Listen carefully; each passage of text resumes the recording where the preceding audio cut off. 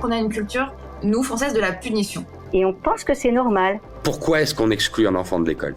Parce qu'il est différent. Des outils comme l'intelligence artificielle, elles posent pas réellement de nouvelles questions. Elles posent d'anciennes questions auxquelles on n'a pas répondu depuis longtemps. Comme Maria Montessori le disait, l'éducation est la plus belle arme de paix. Tous les enfants sont des philosophes et certains adultes le demeurent. Nos enfants deviennent comme nous les voyons, nos enfants deviennent comme ils nous voient. Prenons le temps de réfléchir à ce qu'on veut pour demain. Bienvenue sur le podcast Les Adultes de demain. Je suis Stéphanie Desclèbes, entrepreneuse et surtout actrice engagée pour l'enfance. Chaque semaine, je donne la voix à celles et ceux qui nous font réfléchir sur l'enfance et sa place dans notre société, en nous donnant des clés pour mieux comprendre enfants et adolescents et surtout pour les accompagner à devenir des adultes de demain épanouis. Pour en savoir plus sur mes dernières actualités, rendez-vous sur le compte Insta Les Adultes de demain ou sur mon compte perso LinkedIn. Pour retrouver un condensé des meilleurs moments du podcast, je vous laisse découvrir le livre « Offrons le meilleur aux enfants » aux éditions Hatier, que j'ai coécrit avec ma mère Sylvie Desclèbes, qui est fondatrice d'École Montessori et spécialiste de l'éducation. Elle anime aussi la chronique Pause éducative diffusée un mardi sur deux sur ce podcast. Allez, je laisse place à un nouvel épisode. Bonjour à tous. L'actualité concernant l'enfance est particulièrement éprouvante en ce moment, voire même insupportable. Parmi les scandales qui ont contribué à révéler au grand public l'ampleur de nos manquements collectifs à l'égard des enfants, les violences survenues dans le périscolaire occupent une place centrale. Victoire, journaliste et autrice de l'ouvrage Les Rois du silence, fait partie de celles qui ont cherché à comprendre les dysfonctionnements profonds de ce système. À travers cette enquête, elle met en lumière les mécanismes qui ont permis à ces violences de perdurer et appelle à un sursaut collectif pour que la protection des enfants redevienne une priorité absolue. Je vous souhaite une bonne écoute. Bonjour Victoire. Bonjour. Tu es chef adjointe du service police-justice Île-de-France au Parisien et autrice du livre Enquête Les Rois du silence aux éditions Robert Laffont. Pendant plus d'1 an, tu as recueilli des témoignages, analysé des signalements et enquêté sur ce qui apparaît aujourd'hui comme l'un des plus grands scandales touchant l'enfance actuellement en France, les violences commises dans les structures périscolaires. Ton travail a largement contribué à faire émerger ces affaires dans le débat public et à briser le silence autour de violences physiques, psychologiques, sexuelles subies par des enfants. Alors pour mesurer l'ampleur du phénomène, rappelons que le parquet de Paris a annoncé l'ouverture d'enquêtes pour de possibles violences dans plus de 80 écoles maternelles, une vingtaine d'écoles élémentaires et une dizaine de crèches. Derrière ces chiffres, ce sont des milliers d'enfants et de familles qui s'interrogent aujourd'hui sur les failles d'un système longtemps resté dans l'angle mort des pouvoirs publics. Dans ton livre, tu rappelles ce chiffre, 89% des enfants de maternelle et d'élémentaire fréquentent aujourd'hui un accueil périscolaire. Alors pour commencer, est-ce que tu pourrais nous rappeler ce que recouvre exactement ce terme de périscolaire ? Alors c'est simple, le périscolaire, c'est ces temps de garderie qui peuvent être organisés avant 8h30, donc la rentrée de la classe, le temps du midi, donc la cantine, et ce temps du goûter. Ça peut être aussi l'accueil le mercredi et pendant les temps de vacances, donc l'accueil de loisirs. Et alors comment ça s'articule entre l'éducation nationale, la mairie ? Alors, c'est tout le problème parce qu'en fait, quand on est parent, on a l'impression et qu'on vient déposer son enfant à 8h30, comme ça, à l'école, on le confie généralement à la maîtresse et on n'a pas forcément conscience, en fait, que dès lors que viendra le temps de la cantine, il va être, en fait, c'est une autre équipe qui va s'en charger, une équipe qui est engagée par la municipalité ou une association même qui, justement, cette municipalité a délégué le service public. Et pareil, donc il va retourner ensuite à l'école et à partir de 16h30, il y aura à nouveau cette équipe-là de la municipalité ou une association, parce que parfois, il faut savoir que la municipalité va assurer le temps du midi et déléguer le temps de l'après-midi à une association, par exemple. Donc on a une multiplicité en fait des acteurs qui vont prendre en charge ces enfants et ça, en fait, les parents, on se rend compte qu'ils n'ont pas du tout conscience de ça et du fait que ce soit vraiment des mondes séparés, en fait. C'est ce que j'allais dire, c'est que j'ai connaissance que les parents n'ont pas toujours l'opportunité de rencontrer, d'ailleurs, les personnes qui s'occupent de leurs enfants pendant ces temps-là. Oui, parce qu'il y a plein de municipalités qui décident que c'est pas la peine en fait d'organiser un temps de rencontre avec les équipes périscolaires. Donc voilà, beaucoup de parents en fait, s'ils viennent chercher s'ils déposent leur enfant le matin et qu'ils viennent le rechercher à 16h30 et que l'enfant est à la cantine, ils vont jamais rencontrer et être confrontés à ces animateurs qui s'occupent de leurs enfants le midi. Donc voilà, parfois on les connaît pas du tout, quoi. Donc on confie nos enfants à des gens qu'on a en fait jamais vus, quoi. Est-ce que les enfants ont toujours autant côtoyé ces structures périscolaires ? Alors ça a beaucoup évolué, déjà sociétalement parce que il y a encore quelques décennies, il y avait peu de femmes qui travaillaient, donc elles allaient chercher leurs enfants le midi et les ramener pour l'après-midi. Pareil, elles venaient les chercher à 16h30, donc il y a une grosse évolution et au début des années 2000, pour vous donner une idée, le temps du goûter, donc après 16h30, il y avait que 13% des enfants qui étaient inscrits. Aujourd'hui, on arrive plutôt dans une tendance à entre 60 et 70%. Donc ça a beaucoup évolué sur cet aspect-là. Et évidemment, il y a eu autre chose qui a bousculé un peu les choses, c'est la réforme des rythmes scolaires. Voilà, donc pour rappel, c'est en 2013 où on a souhaité réduire les journées scolaires, donc passer de 4 jours à 4 jours et demi. Donc au lieu de faire des grosses journées, on est allé sur le temps scolaire sur 4 jours et demi et on compensait entre guillemets le temps scolaire qui n'existait plus par des temps périscolaires, du coup gérés par des animateurs. Donc voilà. Entre cette évolution sociétale et cette réforme des rythmes scolaires, il y a eu de gros changements ces dernières années. Pourquoi est-ce que c'est pas l'Éducation nationale qui gère ces temps-là ? Alors pourquoi ? Parce que c'est l'État qui l'a décidé en fait ainsi. Il y a le premier tournant, c'est dans les années 80 où il y a une loi en 1983 qui donne la possibilité en fait aux communes d'organiser ces temps de cantine ou ces temps après l'école.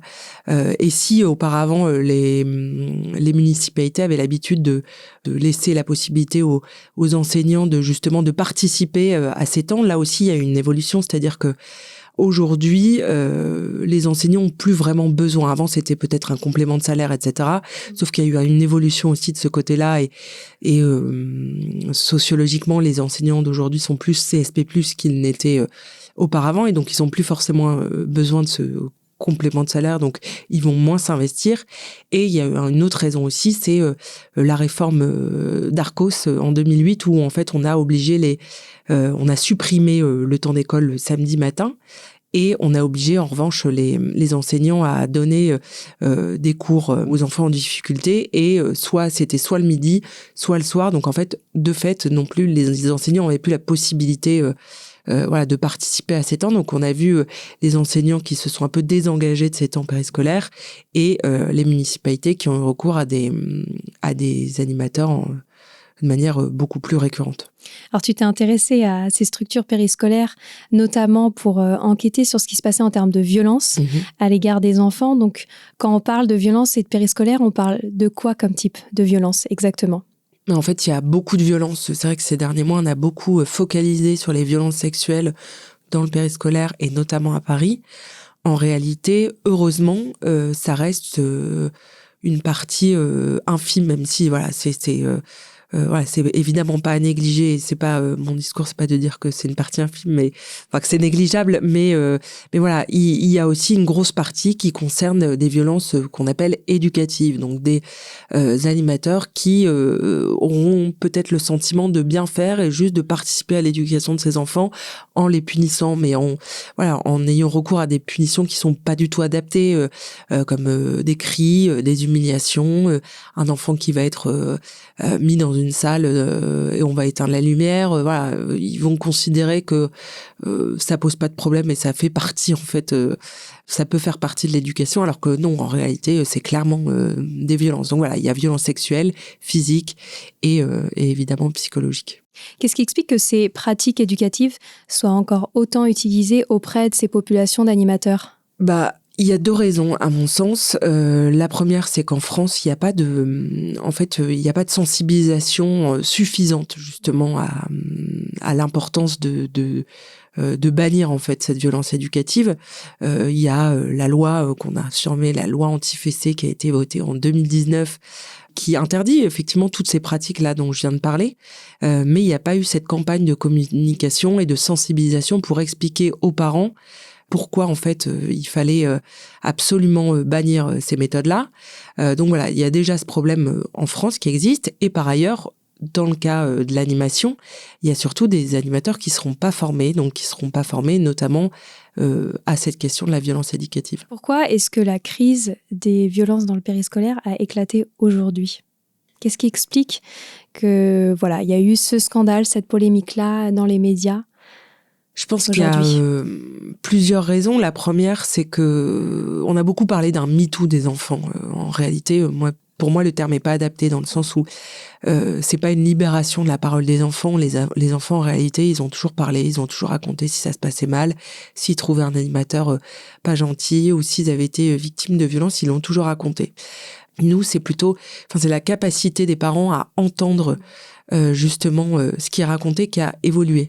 Voilà, il y a quelques années, on serait passé au-dessus de ce qu'ils pouvaient nous raconter. Aujourd'hui, et c'est une bonne chose, le parent est plus vigilant et plus à l'écoute en fait de son enfant. Donc je pense que voilà, ça c'est une des raisons. Et la seconde, c'est que oui, il y a des affaires qui ont commencé à sortir, et notamment à Paris, et ça a permis aussi aux parents de se poser eux-mêmes la question de savoir comment ça se passait dans les services périscolaires, alors que peut-être jusqu'ici, trouvaient que ça avait sans doute moins d'importance que le temps scolaire, et du coup, ils étaient peut-être moins attentifs à ces temps-là, et voilà, et peut-être que ça leur a permis de poser des questions à leurs enfants, et ce qui explique, je pense, une partie des signalements en cascade là qu'on voit arriver depuis des mois. Et comme tu le rappelles d'ailleurs très justement, ces affaires ne concernent pas uniquement Paris. Non, voilà. Je le dis, on a beaucoup focalisé sur Paris. En réalité, il faut pas que ce soit l'arbre qui cache la forêt. Moi, je trouve qu'il y a un côté un peu pratique, en fait, de dire que ça se limite à Paris, et notamment pour l'État. Du coup, l'État n'a pas besoin de prendre à bras-le-corps le sujet, puisque c'est un sujet parisien, si on voit les choses comme ça. Donc, voilà, moi, je trouve que c'est assez pratique dans ce sens-là, alors qu'en réalité, les dysfonctionnements, ils concernent bien toute la France, quoi. Et c'est d'ailleurs quelque chose sur lequel tu as vraiment enquêté, et tu as creusé, et que tu livres parfaitement dans ton ouvrage. Est-ce que, selon toi, il y avait une volonté des communes à ne pas faire de vagues également ? Oui, ça, clairement, et que ce soit à Paris ou dans le reste de la France. Hein, ça, j'ai eu des témoignages vraiment de tout l'Hexagone où c'était les mêmes, la même mécanique du silence, en fait. Notamment dans le cas de signalement pour des violences sexuelles. On avait le sentiment que l'objectif principal des collectivités, c'était, quand ils faisaient face à ce genre de signalement, c'était, il faut que l'affaire reste sous les radars, en fait. Qu'il n'y ait pas de communication officielle, que les autres parents soient pas informés, et ça je l'ai vu partout, et souvent elle se retranchait derrière le secret de l'enquête, secret de l'instruction, etc., qui est aussi, à mon sens, très pratique, alors que il n'y a pas d'obligation légale, sur ce point-là, mais c'était plus fin, voilà. Pour eux, elle mettait une pression sur les parents, et qui respectaient la plupart du temps ce qu'on leur disait, et quand c'est la mairie qui vous dit ça, bah vous y pliez, quoi. Bien sûr. Alors, tu as voulu comprendre un peu mieux comment ça se passait sur le terrain. Tu as toi-même été recrutée comme animatrice périscolaire. Tu as pu être embauchée sans expérience particulière sur le métier ni diplôme spécifique. Comment tu as vécu cette expérience ? J'ai pas été vraiment étonnée par ce que j'ai découvert, parce que j'avais déjà beaucoup travaillé sur le sujet, donc ça n'a pas été une grande découverte, mais je trouve que pour moi c'était hyper important de le tester, en fait, et de le vivre. En gros, j'ai envoyé un CV qui était loin d'être celui de l'animatrice de l'année. Hein. L'idée, c'était vraiment de me présenter comme une candidature un peu lambda qu'ils peuvent recevoir. Donc, j'avais pas travaillé depuis 3 ans. Je m'occupais de mon fils. J'avais été pendant 7 ans chargée de recouvrement amiable. Enfin, le truc qui n'a rien à voir avec les enfants. Et malgré tout ça, ils m'ont embauché. Et ensuite, avant de prendre mon poste, ils m'ont dit, bon, bah, tu viens 5 minutes avant, on va t'expliquer un petit peu. Et donc, on fait le tour de l'école, les classes, les toilettes, etc. Et après, on est clairement lâché comme ça sur le terrain. Et en fait, on se retrouve, moi, la première chose que je fais, c'est, on me donne 8 enfants qui étaient en petite section et il faut les emmener aux toilettes. Et là, on sépare, en fait. On sait pas s'il faut les essuyer, s'ils ont un accident, ce qu'il faut faire, etc. Et en fait, je me dis, je trouve ça dingue, en fait, qu'on soit comme ça livré à nous-mêmes. Donc, on essaye de voir un peu ce que font les collègues, etc. Mais T'avais une autre peur que tu relates dans le livre aussi, c'est d'en perdre un. Ouais, j'avais eu tellement de témoignages de parents qui racontaient que leur enfant avait été retrouvé sur un parking, une petite fille de 4 ans qui était rentrée chez elle toute seule parce qu'elle avait échappé à la surveillance d'animateurs et du coup frénétiquement moi je les comptais tout le temps et j'avais l'impression, alors peut-être qu'ils avaient une technique plus rodée pour le faire, mais j'avais l'impression d'être un peu la seule à le faire, à tel point qu'à un moment donné on était autour d'une table en train c'était une activité coloriage et je relève la tête et je me rends compte qu'il y en a une qui est partie et c'était le début les parents commençaient à venir chercher leurs enfants et je demande à ma collègue, elle me dit ah oui, bah elle est partie avec son papa et alors que moi je commençais à paniquer, etc. Et elle me disait non mais il faut pas s'inquiéter, tout va bien. Alors que moi c'était vraiment ma grosse angoisse, c'est effectivement d'en perdre un, quoi. Bah ouais. Comment s'est passé ton recrutement? Qu'est-ce qu'on t'a demandé? Pour le coup, moi, je trouve que le recrutement, en tout cas, a été fait de manière consciencieuse. L'entretien s'est fait de manière consciencieuse. Il y avait 2 directeurs périscolaires, un qui était Tournant et l'autre qui était le directeur périscolaire de l'école maternelle. On m'a demandé de proposer des activités pour des enfants en bas âge. Moi, en l'occurrence, je m'occupais de maternelle, donc on m'a demandé des activités. Et je répondais complètement à côté. Je pense que j'étais pas préparée pour l'entretien. Moi, j'avais qu'une peur, c'est qu'ils découvrent en fait le fait que je sois journaliste, etc. Et voilà, donc j'avais un peu bossé ma légende, comme on dit. En tout cas, le parcours que je m'étais créé. Donc voilà, et j'avais pas du tout pensé à imaginer des activités et à me préparer en vrai pour cet entretien, quoi. Donc j'ai proposé une balle aux prisonniers pour des enfants de 3 ans, ce qui est pas du tout adapté, voilà. Et puis je me suis vite reprise et j'ai proposé des trucs un peu bateaux et en fait. Je pense que ce qui a bien été, c'était sur le côté sécurité, où là, pour le coup, je répétais l'importance de aller compter, de faire attention. Et donc, c'est, je pense, à mon avis, ce qu'ils se sont dit, elle sera sans doute pas très bonne en activité, mais c'est pas grave, ça, on peut lui expliquer. En revanche, en sécurité, on peut... elle a compris l'enjeu, quoi. Donc, qu'est-ce qui t'a le plus déstabilisé quand tu repenses à cette expérience? Moi, j'avais l'expérience d'être une mère, mais de m'occuper que de mon enfant, qui était déjà un peu plus jeune, donc c'est pas la même chose. C'est le fait, comme ça, d'être complètement livré à soi-même, quoi. Moi, c'est ça qui m'a marqué. Et puis, il y a des petits moments de stress. À un moment donné, il y a 2 gamins qui se courent après et qui tombent dans la cour. Il y en a un qui saigne un peu, c'est pas très grave, mais... Ouais. À ce moment-là, c'est vraiment l'angoisse de dire on est responsable de ces enfants. S'il y en a un qui se blesse, je trouve que c'est vraiment une grosse responsabilité sur les épaules des animateurs. Et en fait, dans ce contexte-là, je trouve ça fou qu'ils aient aucune formation, justement. Est-ce qu'ils t'ont demandé un extrait de ton casier judiciaire ? Alors non, mais normalement, parce que ça c'est difficilement vérifiable, mais normalement ils sont censés le vérifier. En fait, il y a comme là on parlait d'un service périscolaire déclaré, peut-être qu'on refera le détail tout à l'heure, mais il y a un contrôle automatique. En fait, la municipalité donne le nom, leur nouvel animateur, et il est censé être contrôlé par le ministère de la Jeunesse et des Sports, qui, eux, font passer la moulinette et regardent et vérifient les casiers. Donc voilà, dans la fiche de renseignement que j'ai dû remplir, en tout cas, il y avait bien une mention précisant qu'on allait consulter mon casier judiciaire après savoir si ça a été fait. Est-ce que tu peux... je pense que c'est le bon moment que tu expliques, justement, comment ça se fait que dans certaines communes, il y ait autant de contrôles qui soient réalisés et dans d'autres, pas du tout. Oui. Alors, il y a 2 cas de figure pour les services périscolaires en France. Il y a les services périscolaires qu'on appelle déclarés, où là, les communes vont, pour toucher des subventions, déclarer leur service au titre d'un accueil collectif de mineurs.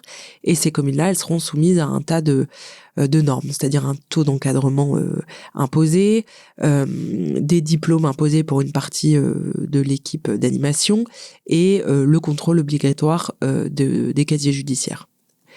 À l'inverse, les communes qui vont décider de ne pas déclarer leur service périscolaire, puisque c'est une liberté qui est laissée par l'État, celles-là, elles vont pas recevoir de subventions, mais elles ne seront soumises à aucune de ces normes. Donc en fait, elles font ce qu'elles veulent. Elles sont complètement en roue libre. Si elles trouvent que un animateur pour 30 enfants, c'est suffisant, il y a rien qui leur empêche de faire autrement.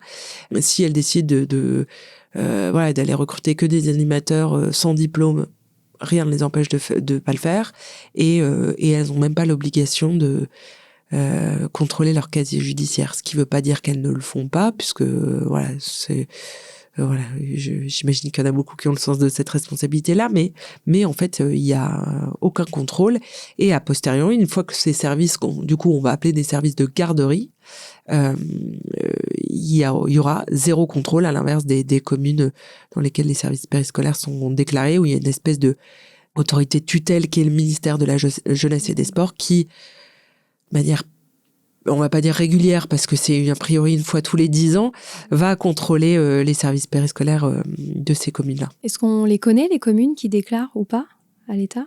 On les connaît. Moi, j'invite les parents à, si ils vont scolariser leurs enfants dans une école, à appeler la municipalité pour demander directement en fait s'ils ont recours à un service périscolaire déclaré ou non. Je pense que voilà, et plus en tant que parents, on va mettre la pression sur ces choses-là, plus les communes à un moment donné vont être obligées de se conformer un peu s'obliger en tout cas à les déclarer. Donc voilà, moi je trouve que c'est une bonne chose, en tout cas en tant que parent, c'est à notre petite échelle ce qu'on peut faire.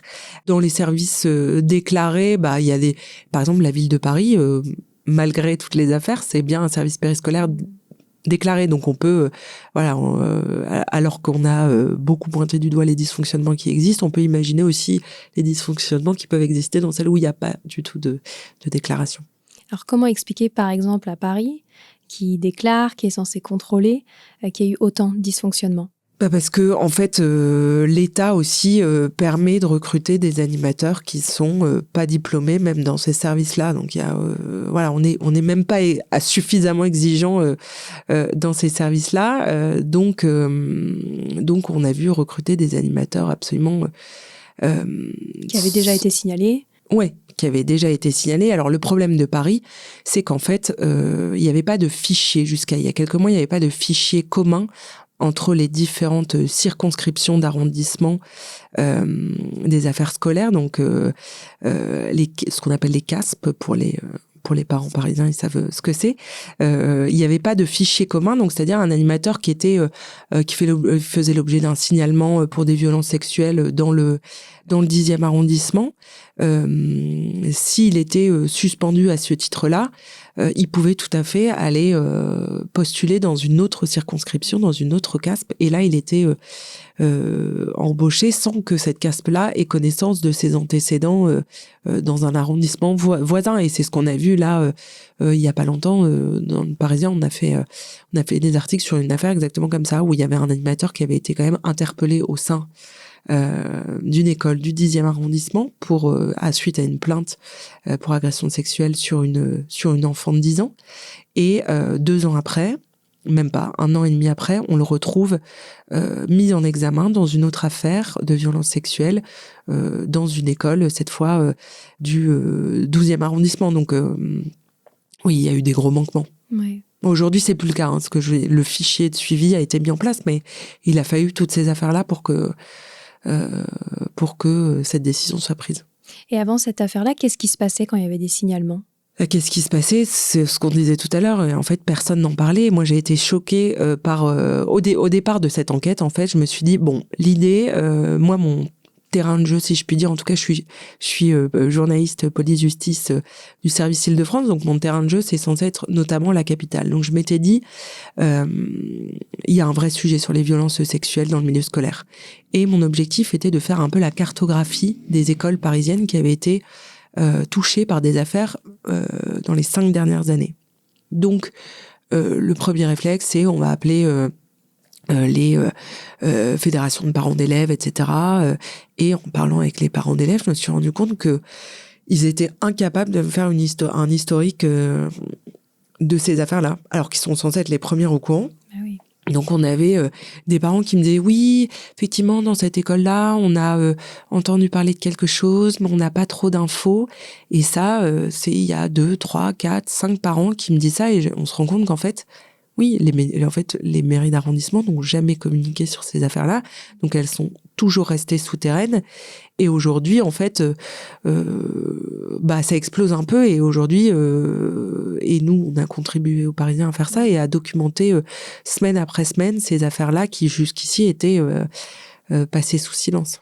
D'ailleurs, tu le rappelles si bien dans ton livre, il y a un enjeu qui revient sans cesse, c'est quand même la question de la parole des enfants. Tu le disais très justement au début, les enfants, ils ont toujours parlé. Après, est-ce qu'on les a écoutés? Est-ce qu'on a pris les actions en conséquence?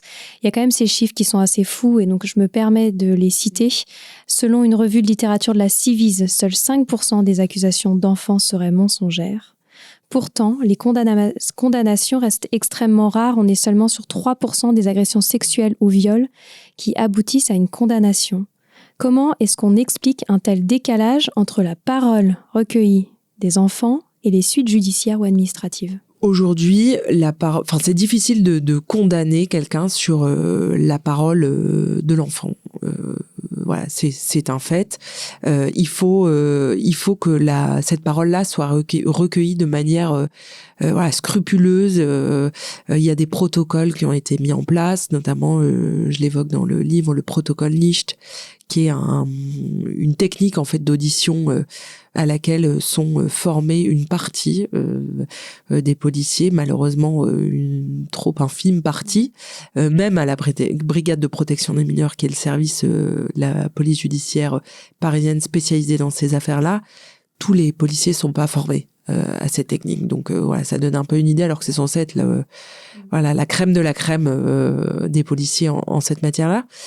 Il faut que la parole soit bien recueillie et aujourd'hui, il n'y a pas de témoins évidemment dans ces affaires-là. Donc, il faut travailler et c'est généralement ce que font aussi les avocats qui accompagnent ces familles pour ce qu'on va dire bétonner les dossiers et faire en sorte que on ait des éléments supplémentaires sur lesquels la justice va pouvoir se fonder pour obtenir une condamnation, notamment les expertises médicales qui vont de psychiatres, de psychologues spécialisés dans les psychotraumatismes et notamment liés aux violences sexuelles et qui vont pouvoir justement faire un peu le tableau clinique en fait de l'enfant victime et expliquer aussi aux magistrats que oui, alors il y a cette parole de l'enfant qui en plus de fait peut être un peu changeante parce que quand c'est un enfant de 3, 4, 5 ans, il a une manière de restituer ses souvenirs qui évolue parce que son cerveau est pas tout à fait,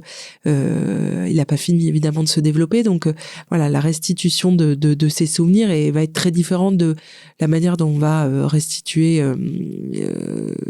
dont un adulte va restituer ses souvenirs. Donc ça va être très différent. Donc il y aura cette parole-là changeante et qui va du coup être pointée du doigt généralement par la défense en disant mais vous voyez l'enfant il est revenu sur ses accusations ou là il a dit des choses incohérentes puisque en fait un enfant qui est confronté à ces violences sexuelles-là il n'a pas connaissance en fait de la sexualité, de ce que c'est, donc il va essayer de traduire ce qu'il a vécu avec ses mots d'enfant. Donc évidemment il va falloir faire un travail d'interprétation et ça pour faire ce travail d'interprétation-là il faut être formé. Et c'est le gros problème aussi aujourd'hui. On manque de formation, que ce soit en matière policière ou judiciaire, pour interpréter aussi cette parole-là. Et donc, l'importance de ces psychiatres et de ces médecins, c'est qu'ils vont pouvoir faire ce tableau clinique et expliquer aussi à la juridiction que oui, il y a cette parole-là, mais qui est corroborée, par exemple, par un enfant qui a eu un changement de comportement brutal, qui est hypersexualisé, qui fait de l'encoprésie, de l'énurésie, enfin voilà, tous ces signaux, en fait, qui sont le signe simplement qu'on fait face à un enfant victime.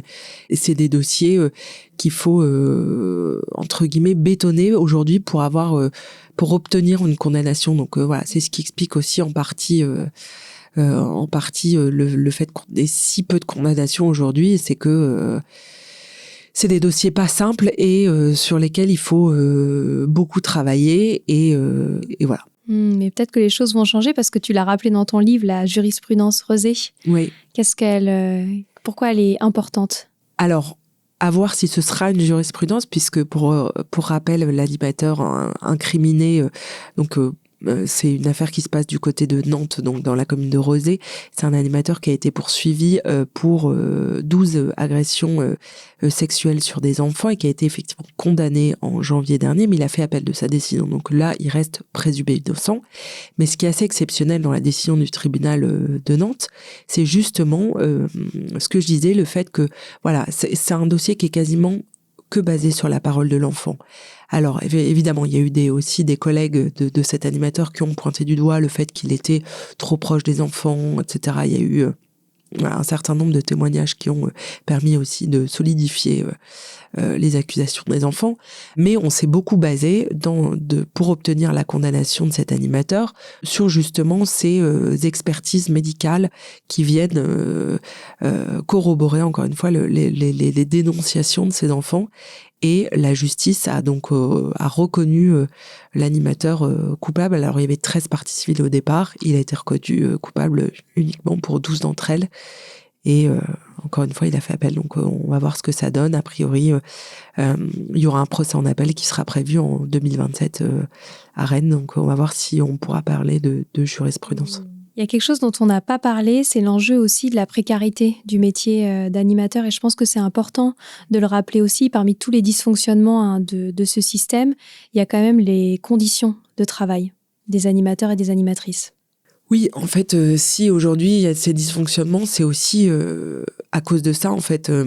Évidemment, on va reprocher aux animateurs d'être pas formés et en même temps, c'est difficile d'exiger un bac+2 si on leur propose un métier tel que celui qu'on leur propose aujourd'hui, c'est-à-dire avec des horaires morcelés où ils arrivent le matin à 7h30 jusqu'à 8h30, puis ils ont une pause et puis ils reviennent pour le temps de la cantine avant de repartir à 13h30 et de réembaucher à 7h30, de 16h30 à 18h30. Donc, voilà, il y a ces horaires morcelés, et il y a des salaires qui sont évidemment pas mirobolants, et alors qu'ils ont une énorme responsabilité, celle de s'occuper de nos enfants. Donc voilà, c'est difficile d'exiger un bac+2 alors que les conditions de travail sont celles-ci, quoi. Donc voilà, il y a un vrai décalage, et aujourd'hui il faut revaloriser aussi toute cette filière, et aussi ça fait partie des choses importantes, revaloriser aussi auprès de la société le rôle de l'animateur, parce que on a le sentiment que voilà,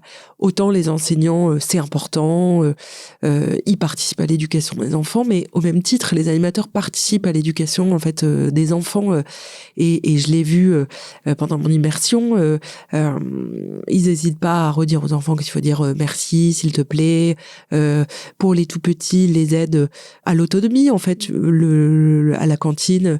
La règle, nous, c'était de dire on leur ouvre pas leur dessert, on les laisse se débrouiller, et ils nous demandent s'ils n'arrivent pas. Enfin voilà, ils font en sorte aussi que vos enfants évoluent sur ces aspects-là. Donc voilà, ils ont un vrai rôle dans l'éducation de nos enfants, et ça aussi, je pense que les parents, il faut qu'ils s'en rendent compte.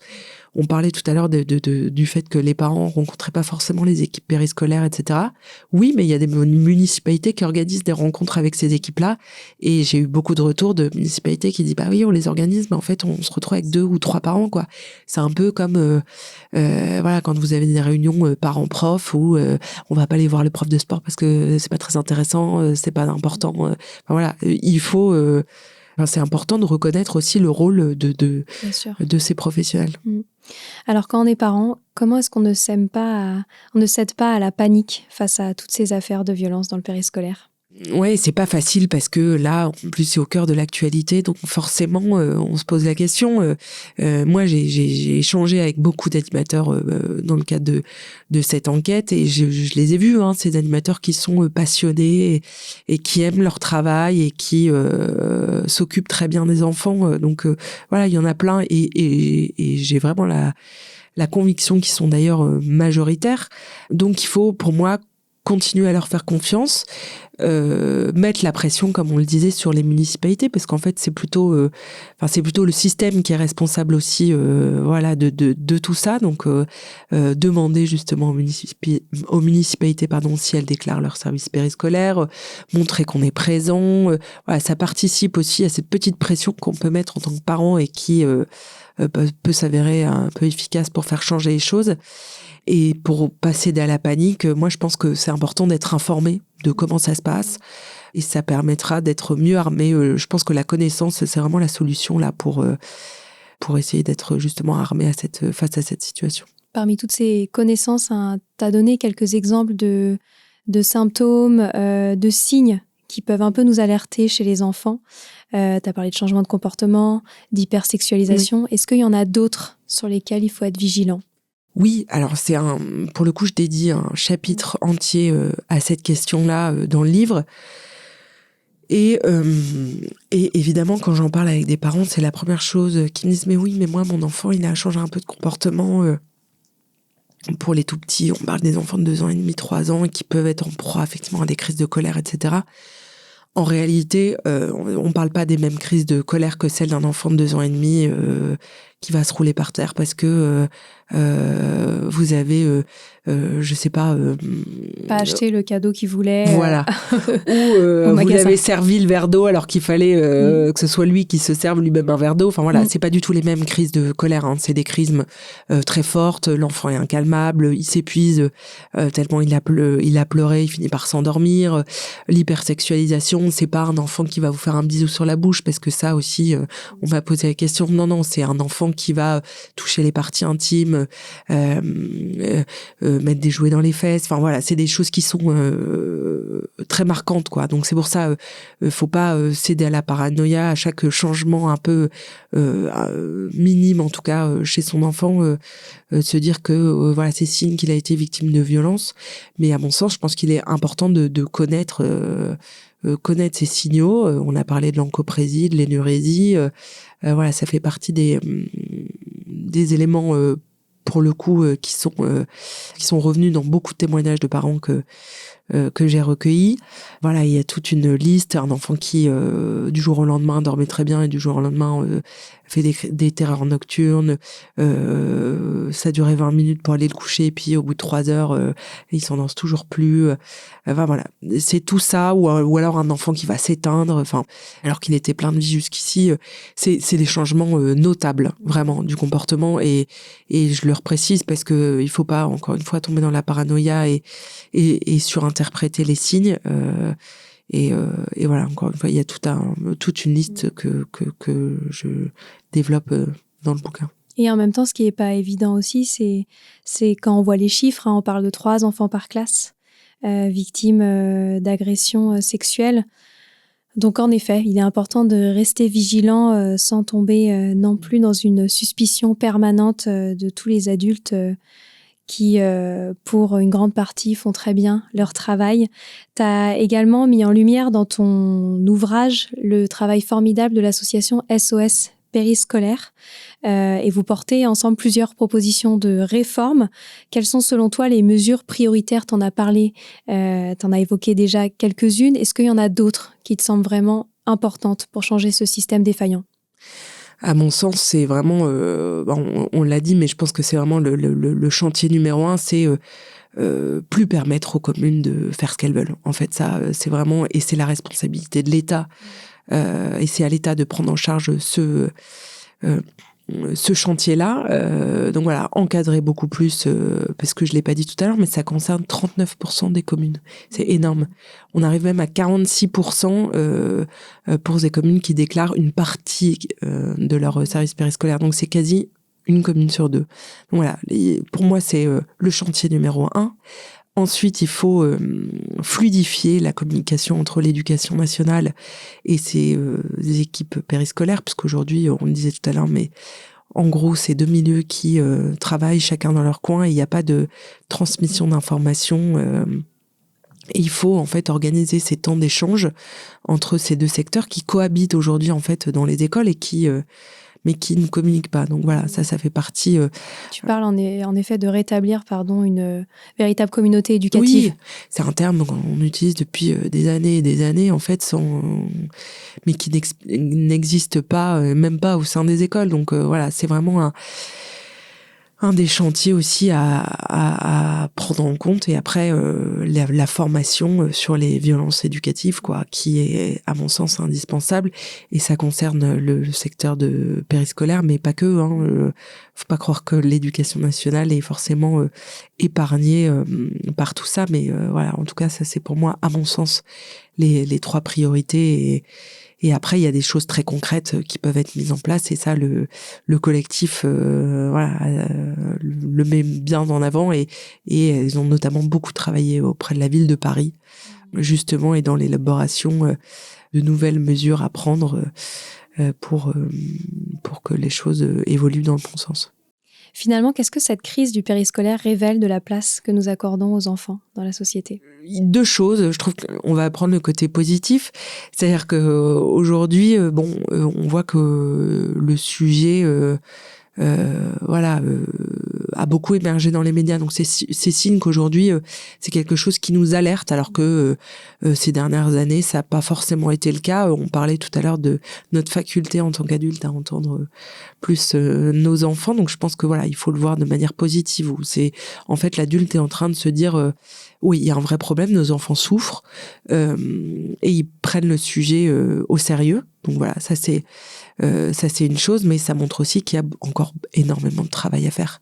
Et c'est limite un autre sujet, mais en tout cas sur l'organisation des temps d'école et sur aussi cette violence éducative, nous dans l'éducation en France, sur aussi notre organisation aujourd'hui qui nous permet pas non plus d'aller chercher nos enfants à 16h30, alors que c'est finalement quand même la chose la plus importante, quoi. Voilà, la société française est organisée d'une telle manière aujourd'hui que elle est pas faite forcément pour la vie de famille, et ça, je pense que c'est aussi problématique.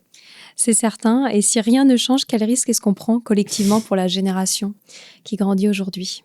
Elles vont sans doute reproduire nos erreurs, quoi. Donc après, je suis de nature plutôt optimiste, donc je pense que voilà, déjà c'est mieux aujourd'hui que ça n'a été il y a 20, 25, 30 ans, et j'espère que ce sera encore mieux dans 10, 20, 30 ans, et que nos enfants feront encore mieux que nous, quoi. Et ton travail y a contribué grandement, merci pour ça. Alors tu le sais, c'est ma dernière question que je pose à tous mes invités. Le podcast s'appelle Les adultes de demain. Qu'est-ce que tu souhaiterais aux enfants d'aujourd'hui, les futurs adultes de demain ? Justement qu'ils aient plus le temps pour la famille. Vraiment, je pense que c'est ce vers quoi on doit tendre, et on aura toujours besoin de ces services périscolaires, mais qu'on en ait moins besoin, et que voilà, le temps familial soit plus important en fait dans notre société. Et je te retrouve totalement là-dessus. Merci infiniment, Victoire. Merci. Merci infiniment d'avoir écouté cet épisode. J'aimerais prendre le temps de remercier tous ceux qui s'abonnent à la chaîne du podcast, qui laissent des avis et des notes sur Apple Podcast ou Spotify. Ça paraît rien, mais ça fait toute la différence pour faire connaître notre travail qui est complètement indépendant.